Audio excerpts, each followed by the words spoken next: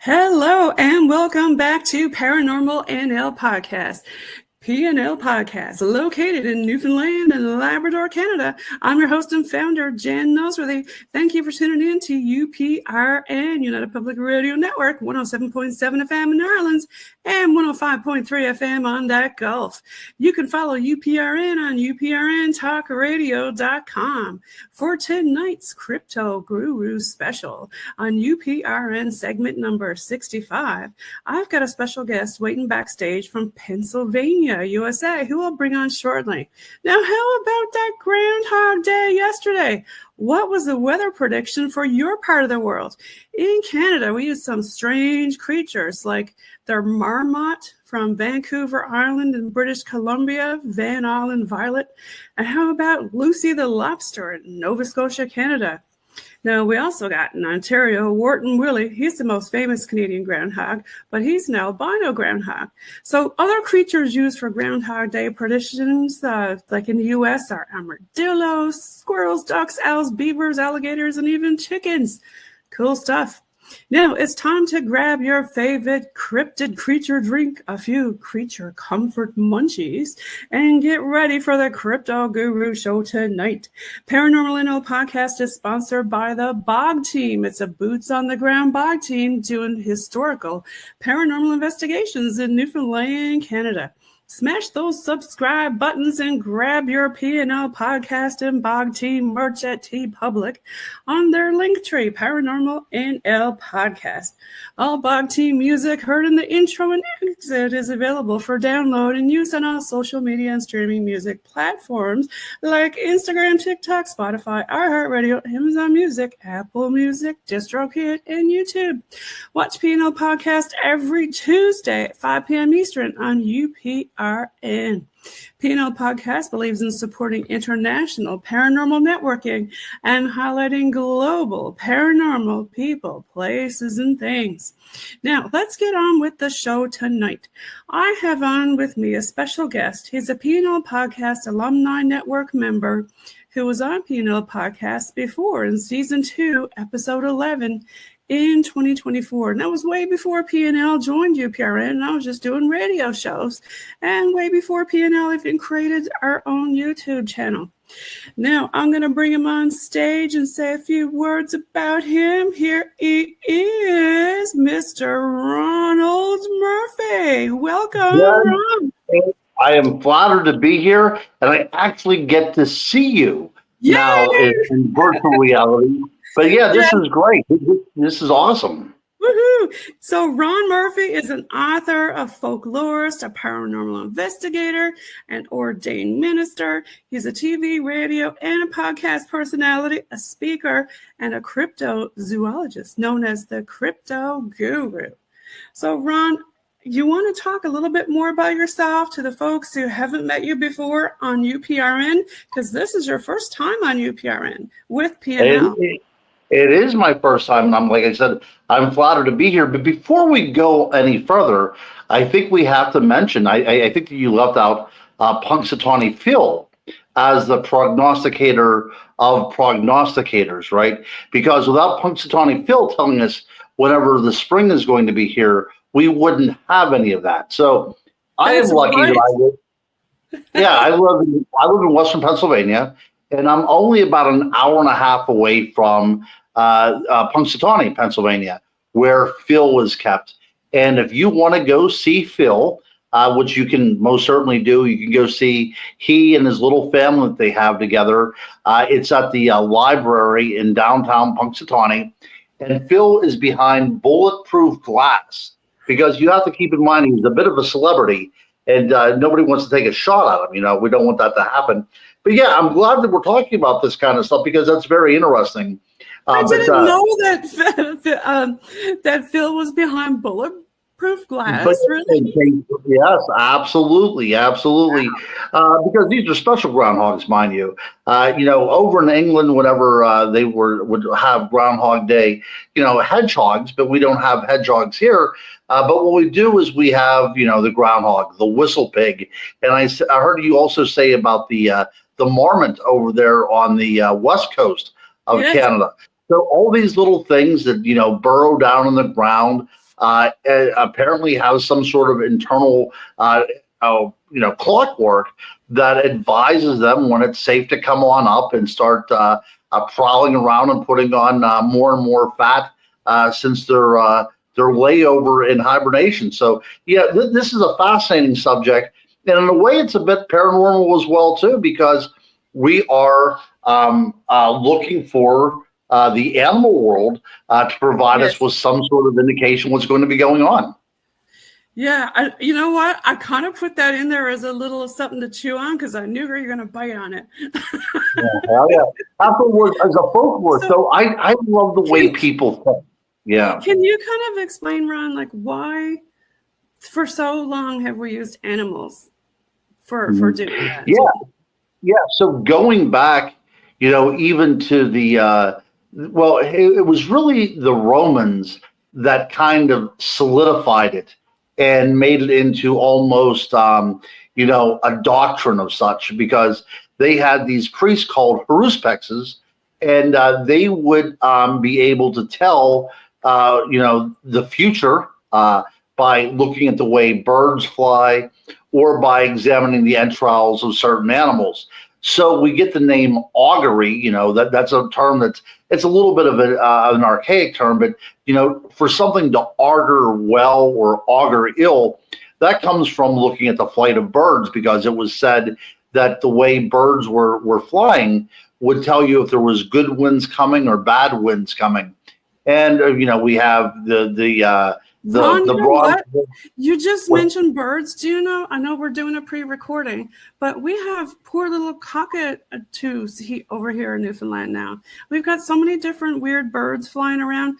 Ron, do you think it's because of the big CMEs that we've had this 2025 with all the electromagnetic being messed up with the bird's flight? Do you think that might be causing them? Yeah, it's very possible, because birds rely on, this internal, system, to fly by, they rely on magnetism and all this other kind of stuff. It's amazing. So what I think is going on first and foremost is with global warming and everything that human beings are doing, that's already putting things a little bit off kilter. But then whenever you mention things like, solar storms and all that, other things that are going on in the world as well, too, of course, that's going to mix up, any creature that relies on the environment in order to choose its course and its path. Can you think of any cryptid creatures that would be messing with? Do you think it's messing also with the Bigfoots or the Dogmen or?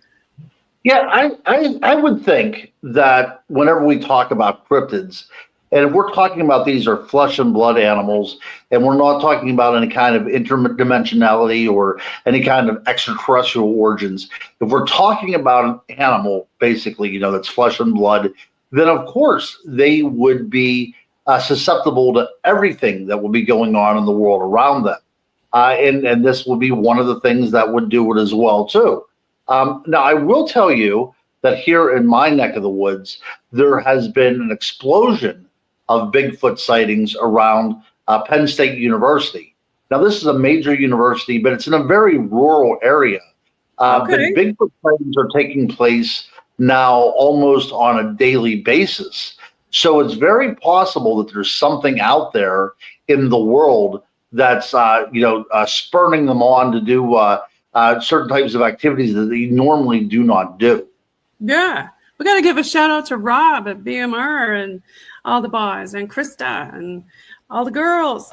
That's right. Yeah, they're fantastic people. I was supposed to, unfortunately, do a conference with them in Missouri. I've never met them in person either.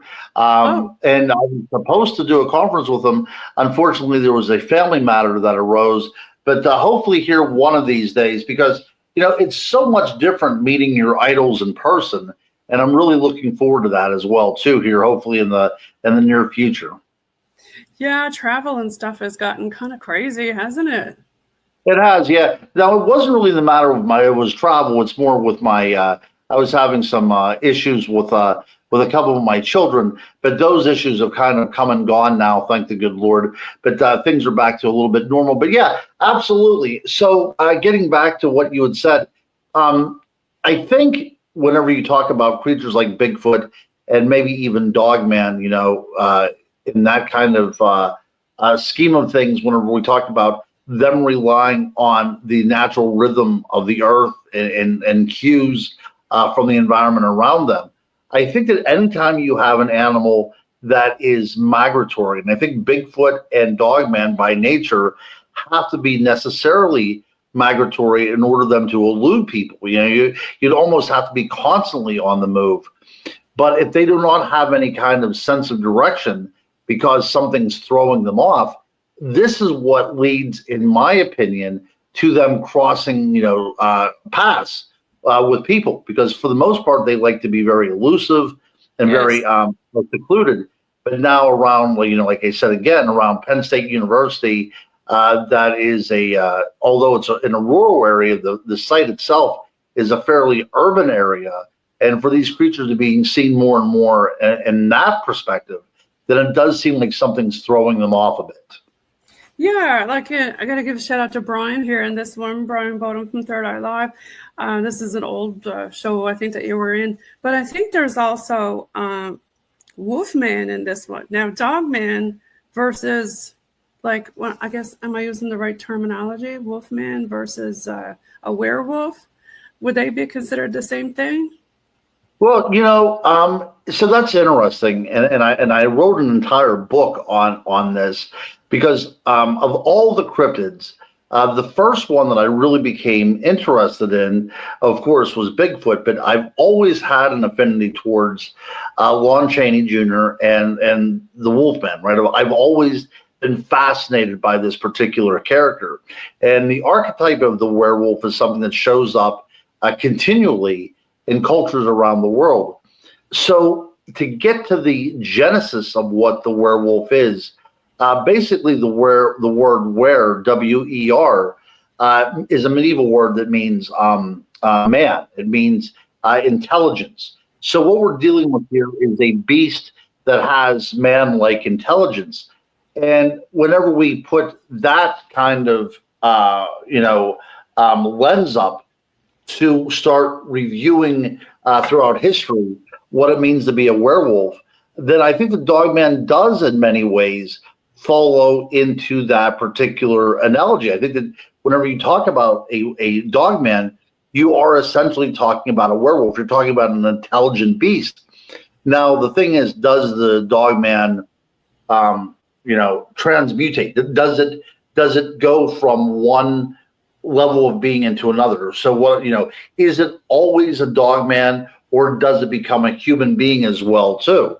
And a lot of people in the field assume that the Dogman is a creature in and of itself, that it doesn't have any kind of human essence behind it. It's not transforming into a beast from a human state, and that may be the case.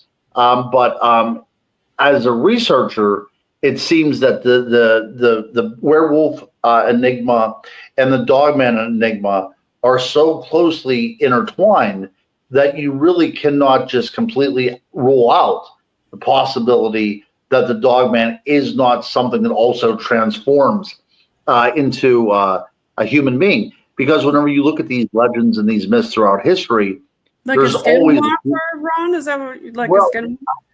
Yes, so that's what we're getting pretty close to. So if we would go back into the Greco-Roman world, they would have believed it would have been no problem whatsoever to talk about these kind of things. And usually a person who would be cursed by becoming a werewolf would spend 7 years and a day in that particular curse, right? He would wander around in the shape of a wolf, And as long as while they were in that form, they did not ingest human flesh, they would, after a 7-year period, return to their shape of man, right? They would become a person again. But now, these ideas, yeah, go ahead. Yeah, well, you'd mentioned, eating flesh and stuff like that. That sounds like a vampire, right? I wonder. Well, sure. Yeah, it's the taboos that we all, as human beings, that we're all very afraid of, right? The idea that you say your prayers by night, you can still transform into a monster. And that's something that's terrifying. As a kid, I remember that terrifying me very much because, you think, I'm trying to be a good person, but what you're saying is there's something in human nature that's capable of snapping and becoming a monster that you dread.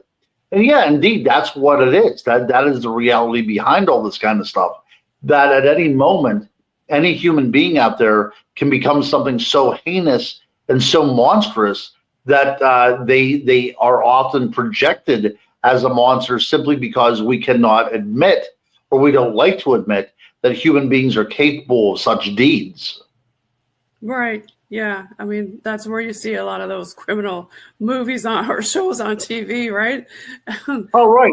And like I said, if you look at the history of the werewolf, people had talked about transforming, but it was usually through some sort of witchcraft, or the devil himself would give somebody, a belt made out of a wolf skin.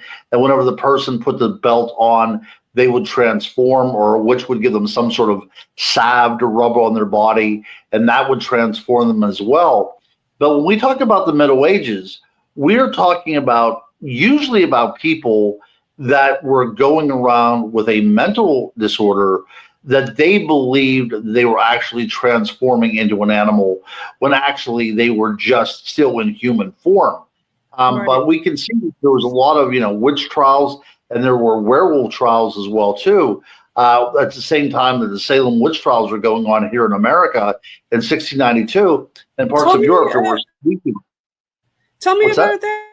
I never heard that before, that there were werewolf trials. Okay. Oh, yeah, there was werewolf and witch trials, because by this time, werewolves was seen to be a part of witchcraft, right? So, the devil made you do it. So, but yeah, so there were these great purges where they were taking up people who were claimed to be witches and be claimed to be werewolves as well, too. Now, I do have a good story for you, and this is by this was a gentleman that was caught up in these purges, and his name was Thies, and he was an older gentleman. Some accounts say he was in his 80s, some say he was in his 90s, but he was captured and he was brought to trial. And as he was being questioned, the prosecutor stated, are you a werewolf? And he admitted wholeheartedly, yes, he was a werewolf. And I can only imagine that as soon as those words left his mouth, they started to build up the pyre, for the fire, and they were getting everything ready.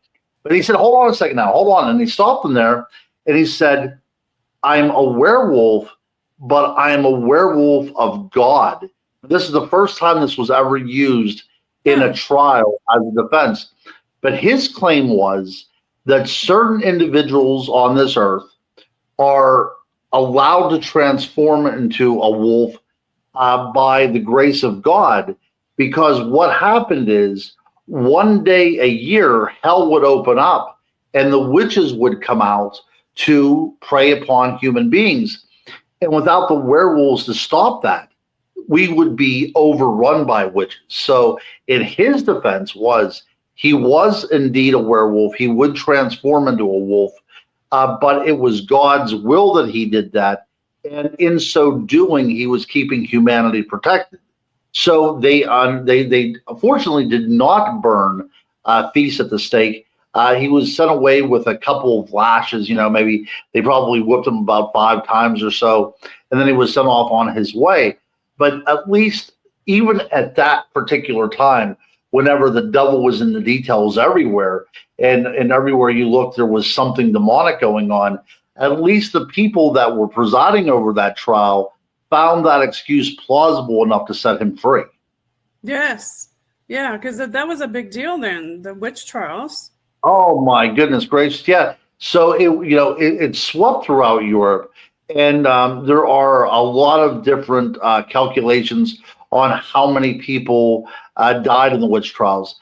Conservative estimates state maybe 100,000 people died, but I know that I've heard of some very severe statistics of maybe as possible as 3 million people had succumbed to execution in the witch trials solely over circumstantial evidence. Right, yeah. Yeah, there was a lot of finger pointing then. Pretty sad. Oh, that's right. Yeah, pretty sad way to do business back then.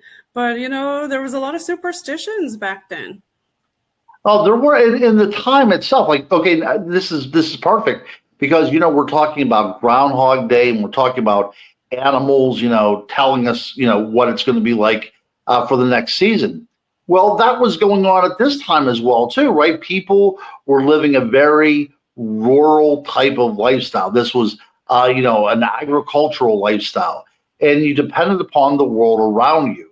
And what happens in the natural world is the natural world gives and it takes away, it's very fickle. So whenever people started to see that crops weren't growing, or animals were dying, or children were being delivered stillborn, all of these things point to some sort of disruption in the natural order. And one of the things that was a hallmark of disruption in the natural order is a witch being around. So these were perfect scapegoats to kind of put the blame on and say, the reason why things aren't going well is because you are in our presence. And, the majority of these witches were women.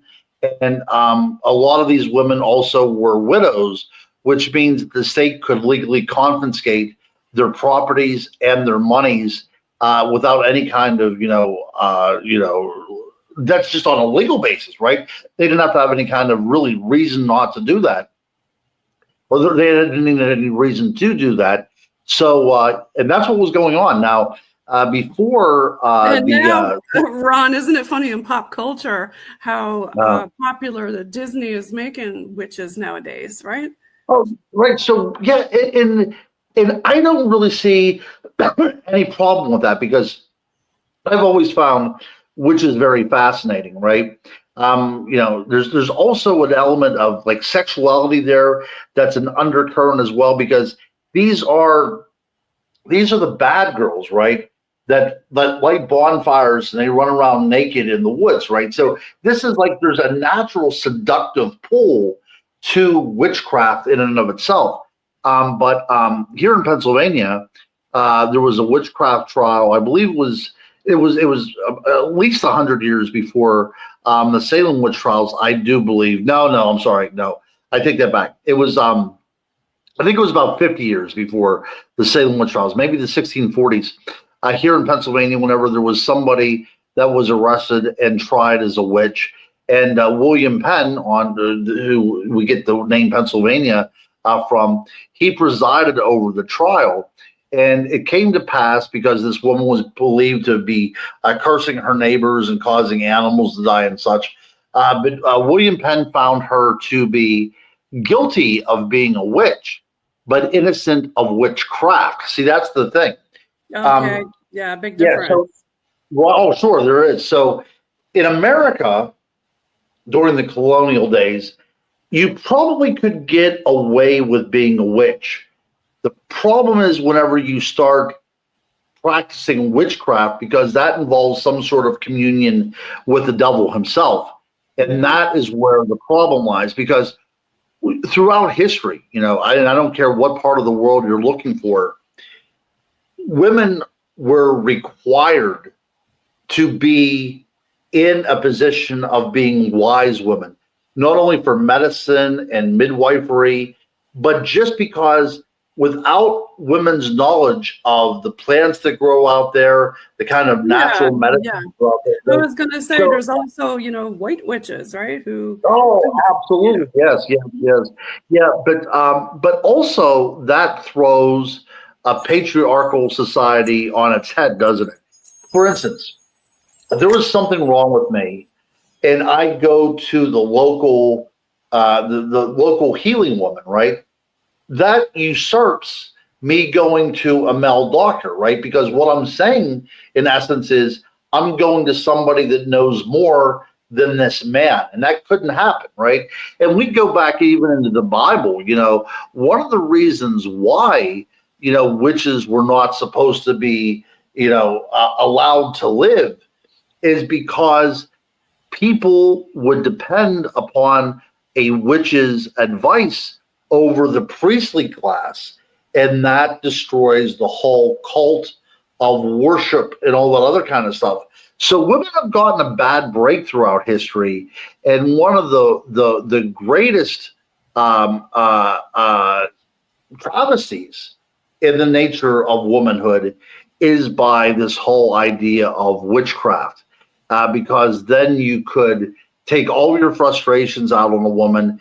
You could basically use them as a scapegoat for anything. Actually, even if you would cheat on your wife, you could accuse a witch of casting some sort of love spell upon you, right? So really, all of our free will was taken away, and all of our sins are now put on the shoulders of the witch. And we can see that happening, up until relatively recently, and in places like Africa and India. In the world today, there are people still being executed as witches as these kind of evangelical religions take over in rural areas of these countries. Wow, yeah. They don't want people looking at the oracle. They want them to look at, the other stuff. But, leading into other things like, you'd mentioned different cultures. The Fae, here in Newfoundland and Labrador, our Fae are considered evil. Other cultures think, they're little happy, mushrooms and little fairies. But did you want to talk a little bit about the Fae? Yeah. So for those folks that are from Canada, I did a few seasons for the APTN network, Red Earth Uncovered, which I feel is one of the best seasons, or one of the best shows about the paranormal put out there. It's very evenly done. It comes with a skeptical nature as well too, and it's just really a cool show. And I was very honored to be a part of that. But we did a show on fairies, as a matter of fact, and so fairies throughout history. Well, there's always been a belief that there is another world there that kind of transcends ours, but also intersects ours as well too. And this goes back to really the dawning of humanity. Whenever you look at the shamans, what kind of information we can piece together from the shamanic world, we can see that there's this belief in the the anima and the animus, that everything is alive around you. And from that, this idea of everything being imbued with a spirit, these spirits eventually were personified in the spirit of nature as elements, as fairies and such. But always, because they're so associated with nature, and like I said earlier, nature gives and it takes away as well too. So nature is always going to be chaotic. You can never domesticate nature; it's not possible. So fairies, as representatives of nature, represents all that wildness that comes with it. Maybe that's why they call it a woman. Yeah, that's right. That's right. And you know what? Fairies have been almost invariably depicted as feminine. If you think about that, very few times do you see a male fairy represented. And that's the way it is. Since we were talking about witches a little bit earlier, that's the way it is with mermaids as well too, and also vampires. It wasn't until relatively recently that the vampire took on a masculine disposition, because for the most part, and we're going back into very ancient Babylonian history, for the most part, vampirism was always attached to the female. Oh, okay. Yes. Not that male. Yeah. So again, we go back to the Judeo-Christian sense of things. So there was a Jewish a commentary on the Old Testament, on the Genesis account of creation. And in that account, Adam, his first wife was actually a character named Lilith, right?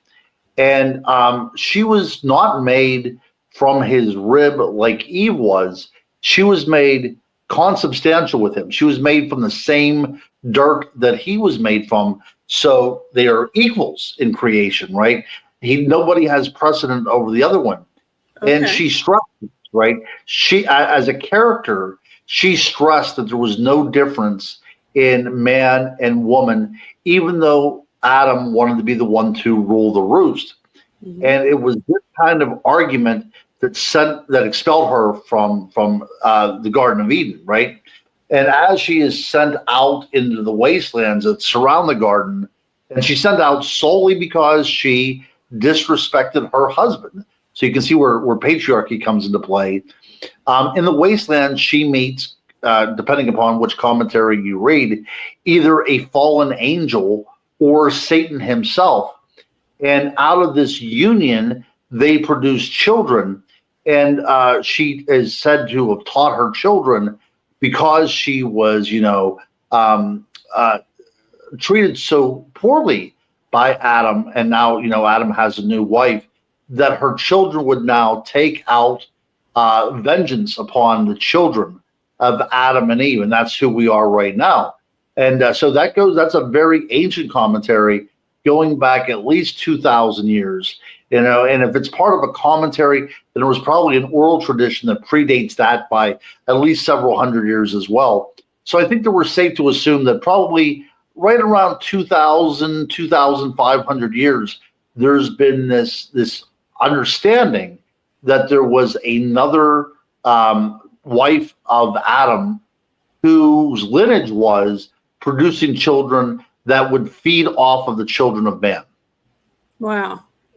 That's interesting. It makes me think of the Anunnaki and, giants and things like that. When you talk about was it some sort of a fallen angel and, absolutely, yeah. So that's we're talking about the exact same thing. So that. So the cool thing about this is there's so many different layers, right? It's like peeling an onion, right? So once we can talk about vampires. But when we take off that layer, now we see the Nephilim coming into focus as well too. Yes. And then we can see the ideas of, from vampirism, it goes to the idea of, cannibalism and what that means to us as well too. So you have all this stuff in this one little section of the Bible that we can talk about all the time, but it shows a much bigger picture as well too. That, no matter, so a vampire is just not a vampire. And as you stated at the very beginning of the show, what is a dog man? What is a werewolf? They're ambiguous, right? They play a role in the archetypes that manifest themselves within human evolution and human culture. And they mean something to us, but they are nebulous as well too, because there's much more to them than just the title. There's much more to a vampire and much more to a werewolf than just that title. Yes. And, we talked a little bit about mermaids. I'm fascinated with mermaids. Like, I'm on an island, so all the fishermen's lore and folklore around Newfoundland, they talk about sirens and things like that. I know you wrote a book on that. Oh, yes, absolutely. Yeah. And you'll have that in any culture. I think you're dropped a little bit, but keep talking. Out there that looks human, but isn't quite human. Or maybe they are ultra human as well too. That's another thing. But Scotland has it, and even places like Africa and Australia, as far flung as those places, also have the archetype of the mermaid as well. Yes, they are quite fascinating. And you talked about there being the male mermaid also. In Newfoundland, we have these calendars, and every year we call them the merbuys, because buys are like yes buy, like a man, right? So Right. the men put on the tails and they get on the calendar. There you go. Yeah, I think that's okay. You can have that kind of stuff, sure. But like when we go back, again, we're going back into traditions that are sometimes nearly 3,000 years old. By the time the mermaid first shows up in Greek literature, it has attributes of a bird as well as a fish, but they are feminine as well too, and they will sing people to their death, right? And that's the big problem. And we know when we look at the Odyssey, Homer's Odyssey, we can see Odysseus who straps himself to the main mast of his ship while his men put wax in their ears, because Odysseus wants to hear what the song of the siren is. He wants to witness this. He wants to live this. But he knows that if his men hear it, they will, abandon everything and jump off the ship and go into the water. And that's the problem, right? But the problem that really kind of undercuts this whole thing is there are women out there that are trying to lure men away from the safety of their ship, the safety of land and all that stuff, into Ron, the I have chaos. to ask you, do you think that's where, because there's a really old tradition where it's very unlucky to have a woman on board of a ship? Yeah. And do you think that that's where it comes from? Well, I don't think that it comes from the fact of the mermaids. I think it comes from a fact is that, see, men for a long period of time, and even somewhat today now, they cannot be trusted to kind of rein in their passion, so to speak, right? And a woman is going to be a temptress. And you can imagine one woman on a ship of 100 men. Soon there will be some problems, right? People will be fighting with each other and everything like that. So really what the mermaid and what the woman illustrates to us as we look at the folklore is that men, again, are blaming women because we cannot control our natural appetites, right? That we want to be able to go out there and experience all these kind of things without any kind of recourse to punishment. And you think about this too, these sailors that leave for months at a time or years at a time, they're leaving their families behind and they're going out into a whole other world. And it's kind of like Vegas, what happens at sea stays at sea. Nobody's going to be saying anything. And to think that women was, occupying a lot of their free time, I think is really, I think that's, absolutely true. They probably, people were seeing women everywhere, and people think that the manatee actually represented the origin of the mermaid, although I don't find that very appealing of an argument. But people thought that even the manatee, that tends to be a rather ugly creature, inspired people because they were seeing women everywhere because they were lacking, this kind of female companionship. Right. Yeah. Yeah. I guess that leads us into another aquatic creature you wrote a book about. Did you want to talk about this one? Well, sure. Yeah. And so this is my aquatic monsters of the Great Lakes.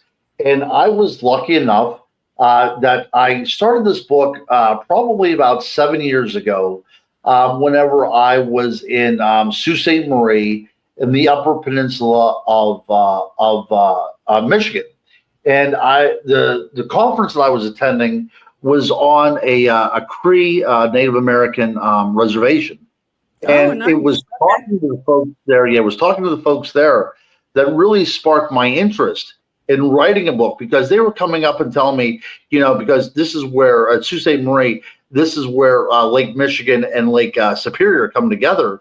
And they were telling me, hey, did you hear about this story? Or, whenever I was a kid, I heard that this happened. So it was through talking to these folks about their culture and some of their legends that I found it's so very fascinating that I had to write a book. So I got to visit, all the Great Lakes, and I got to interview people around there and look at the topography and really get into the biology of these lakes. And it's utterly fascinating. But every Great Lake has a different legend attached to it. I was just going to say, we don't have a Great Lake here, but we do have a lake, and we've got Cressy, and there's a big, outside the lake, there's a big billboard and life-size thing of Cressy. It looks like Nessie, right? But it's supposed to be a big eel or something. That's right. Yeah, in Lake Erie, which is the lake that borders my state, we have Bessie up there. So yeah, they all have these kind of cute little names, but invariably they look like a plesiosaur, or I guess you could say it was like some sort of undulating sea serpent as well, in many reports. But it's interesting to think that if you look at this from a purely bipartisan manner, if you will, all these lakes fit into a region on the map where it's not too hot, not too cold. So they're kind of in that Goldilocks zone on the map.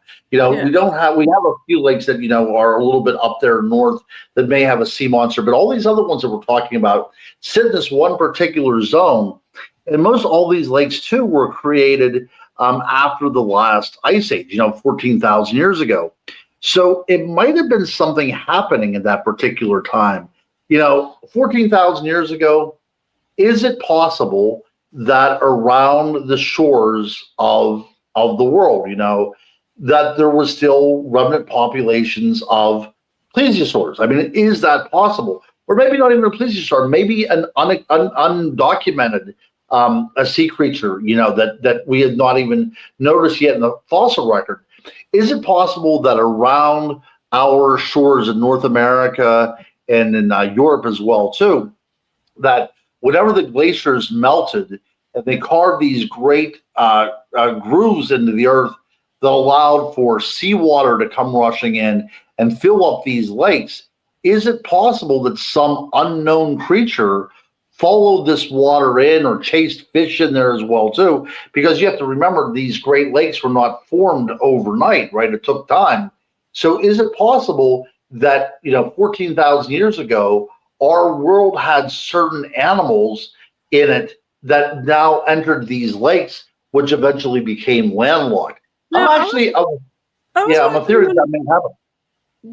I was going to say something about, I was watching a show, I can't remember what it was, but they were talking about Loch Ness and, looking for it, but they did find a very old shark down there, like a 6-gill shark or something.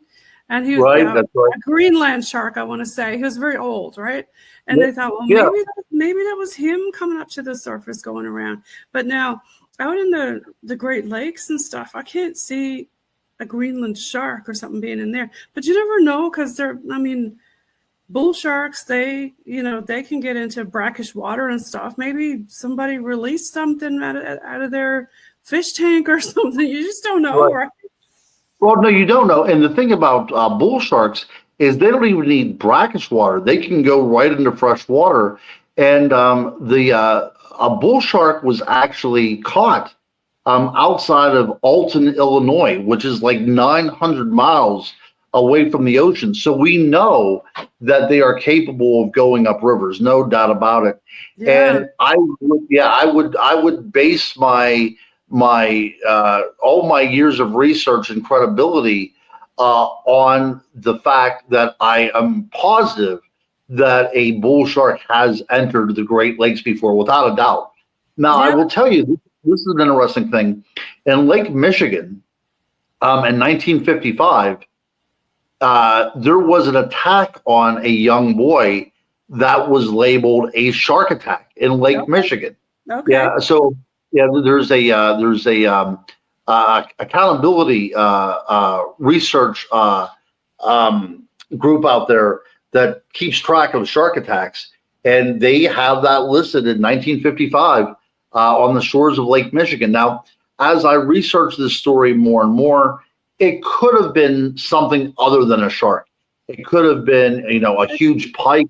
Well, there's been lots of people who release stuff from their fish tank. When the fish get too big, they just let them go, Sure. That's right. That's I have friends who did that. And, all kinds of weird fish that outgrew the tank. And we're like, I don't know what to do with it. Let's just go put it in this pond. Just let it go. Yeah, that's right. That's right. Yeah. So, I think that happens like in Pennsylvania every now and then, like in the summer times, people find alligators swimming around in ponds and lakes and rivers because people don't know what to do with a 6-foot alligator, so they let them loose, Right, yeah. And over the summer, I took my kids down to the Everglades, and we did some cool research down there. And there are alligators all over the place, and they're very stealthy. And sometimes you don't know they're there until you come upon them. So they have almost walked on a few. Yeah, although I'm a big fan of those kind of things. Yeah, I love the idea that there are still those kind of predators out there. It keeps us honest when we go out into the wilderness. Yeah.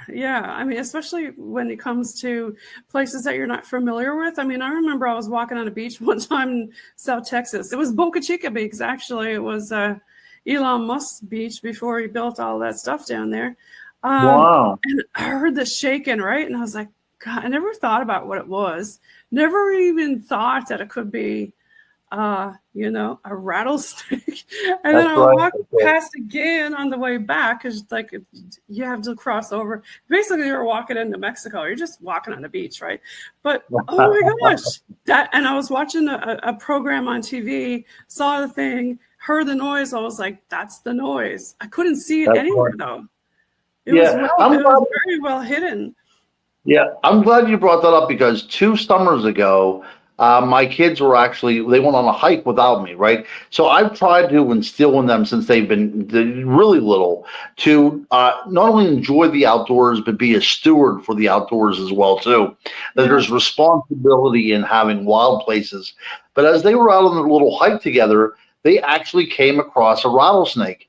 And as a dad, I was, of course, a little bit fearful that what might have transpired, but also I had great faith in my kids that, I raised them right, and they simply knew to respect it and give it space, but they got to experience that, and I'm glad that they did. They actually got to experience a venomous snake in its natural habitat, and it actually did, it did rattle, so they did startle it, but nobody got hurt. The snake lived and went on its little snake way. And that's something, that they can live with for the rest of their lives. Thank goodness, right? Hey, I got to give a shout out here to Eric Freeman Sims and Ken. And it looks like I can't see from over here. It looks like Dave from Goblin Con. That was this year, right? That was, just last month, as a matter of fact. We had a great time there. I really enjoyed everything there. And, hopefully they asked me to come again. I really enjoy going to these events because I get to talk to people, right? I get to talk to people from all over the country. You do. And as a researcher and as a folklorist, I get to hear amazing stories. Yeah. You do a lot of different public speaking. You're also have your tour and you do weddings. Now, I think you've got another book or something coming out, or you had a little bit of a collab with this gentleman. Yes. I actually, he interviewed me for his One to Go book.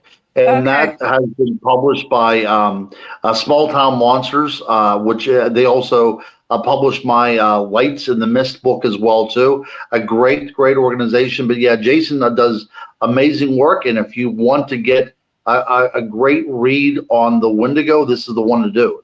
There you go. Now, I also wanted you to talk about your other episode when you were with Beyond Skinwalker. Oh, yes. So I was out on a research expedition with Small Town Monsters, as a matter of fact, filming Sasquatch Unearthed the Ridge, which was, I believe, an 8-episode series that I was lucky enough to be a part of. And as we were out there doing investigations, for Bigfoot, banging on trees and doing the whoops and everything that looks good on video, we start hearing something that sounds like wind chime, right? We hear something in the environment that sounds like some sort of tinkling sound going on, and we'd never experienced that before.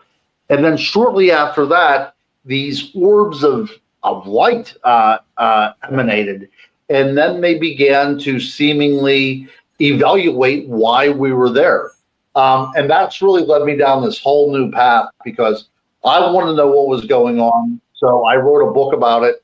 And then I started to find out that other people have this kind of experience as well, too. Not only with the lights, but also with this sound, as if there is a certain frequency to these encounters, right? So that has put me down a whole new rabbit hole where now I'm studying things like Reiki and energy healing as well, because I firmly believe that it's out there in the environment. And if we can witness these things, and people are witnessing these things as paranormal, then it's very possible that we can also tap into that. And people may have been doing it for thousands of years, especially in Eastern philosophy. So that has taken me down a whole new road. But to get back to your question about Skinwalker Ranch, they set up, thousands of dollars worth of equipment in the middle of nowhere in the woods, and they were able to replicate the sounds that I were hearing by amplifying the environmental noise that was going on.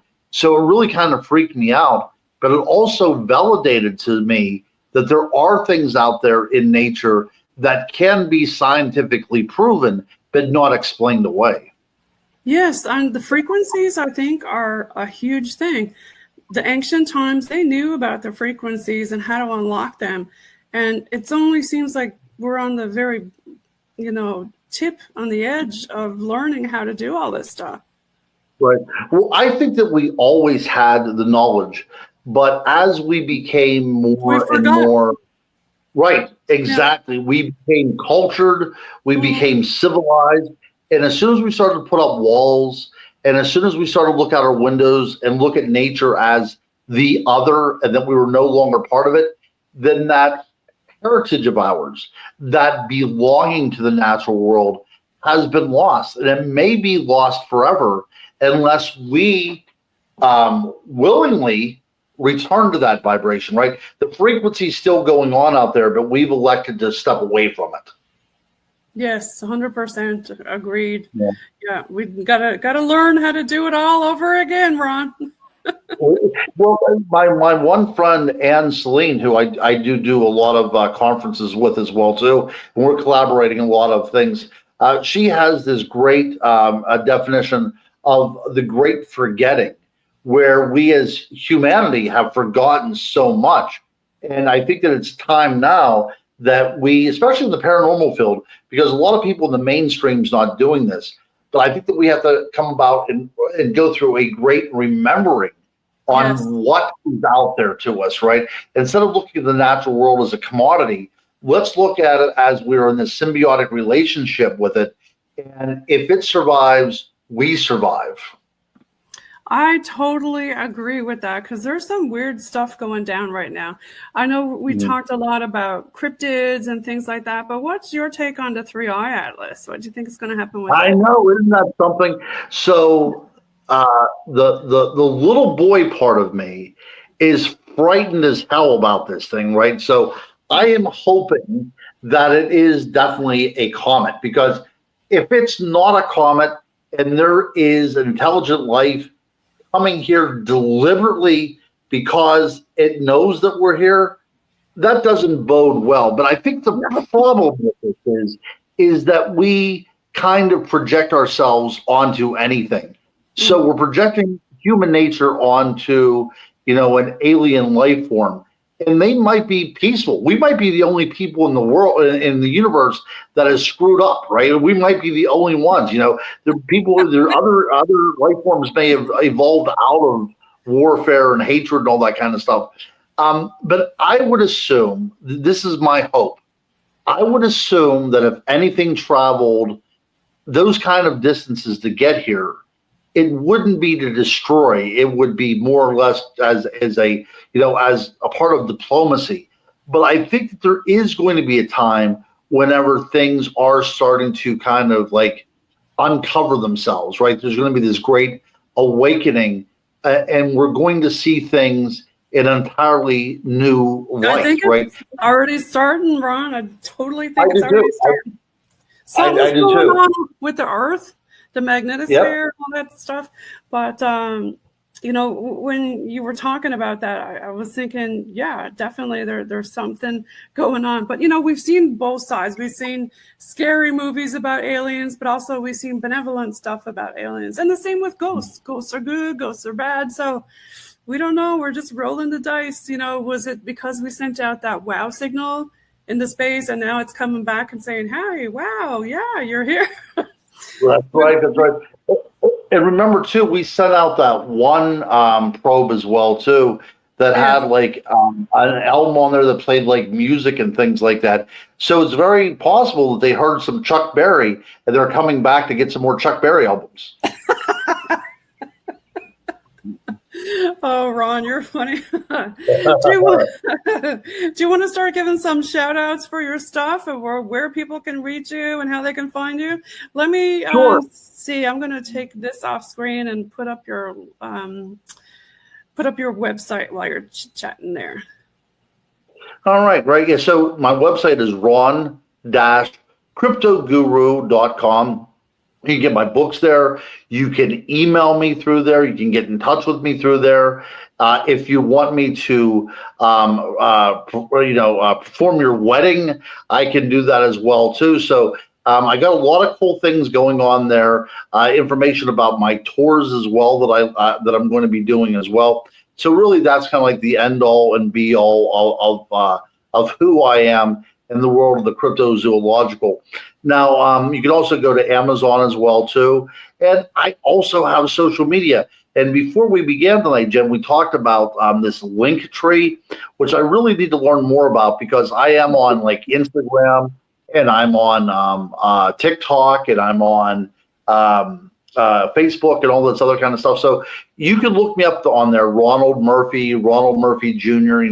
I go, because there's other Ron Murphys out there. So, but if you look me up, feel free to follow me or friend request me or whatever. I love to talk about this kind of stuff. And if you have any kind of debate with me as well, too, if you have another theory, I would love to hear it because that's how we learn. No, I think we've mentioned before that, you were on a lot of different radio shows too. Do you want to give yourself some shout outs about that and your previous podcast if people want to go back and listen to the old ones? Or well, yeah. So I've done a lot of Dave Scott Spaced Out Radio. I've been on with Brian Bowden in Inside the Goblin Universe. I've done a lot of stuff with the Paranormal Peaches with Taryn over there, the Blondes and Booze as well too, Michigan Bob. Tex out of Texas Front Porch and Grizz over there. So a lot of people, I really do enjoy talking to people that are as passionate about this as I am. And like I said, I'm glad that I can finally now put a face to that voice and hopefully our paths cross pretty soon. Yeah, definitely. I'd love to meet you soon, Ron.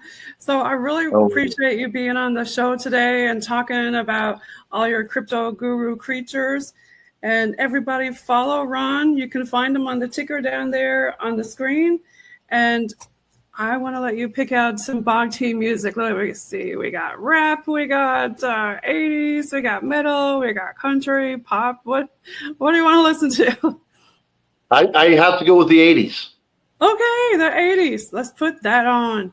So everybody, you're listening in on UPRN, United Public Radio Network, 107.7 FM in New Orleans and 105.3 FM out on that Gulf. And make sure y'all follow Ron Murphy. Thanks for being on the show tonight, Ron. My pleasure.